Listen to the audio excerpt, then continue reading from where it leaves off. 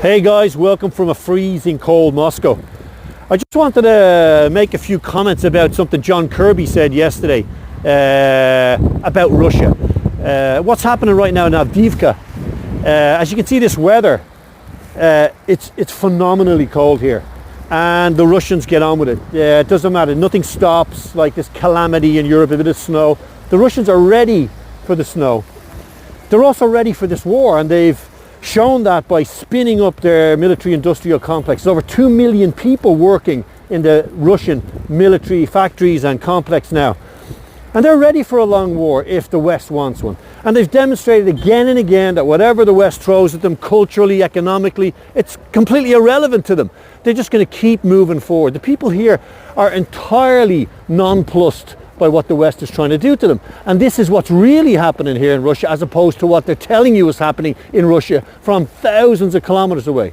One thing Kirby said in particular really interested me. He said that the Russians still have some offensive capability. The reality is the Russians haven't even deployed a fraction of their real offensive capability when it comes to Ukraine. They haven't even deployed the vast majority of their resources in Ukraine. Of course, Russians will lose men, they'll lose equipment, particularly when you go on the offensive. That happens, that's part of the laws of war. But what's happening in Avdiivka and in many areas of the front is the Russians are seizing more territory. And as weather like this comes in, the ludicrous idea that a depleted Ukrainian military who's lost hundreds of thousands of men, hundreds of thousands of pieces of material, including several Leopard tanks which were vaporized only days ago around Avdiivka, the idea that they're going to deliver some sort of miraculous victory is absolute insanity. What we need in Ukraine, like we need in Israel, is a just peace. We need the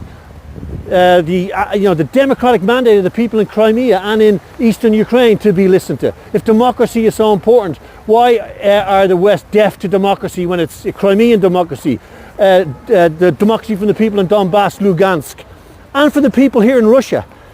People in the West need to really wake up. This war is going one way.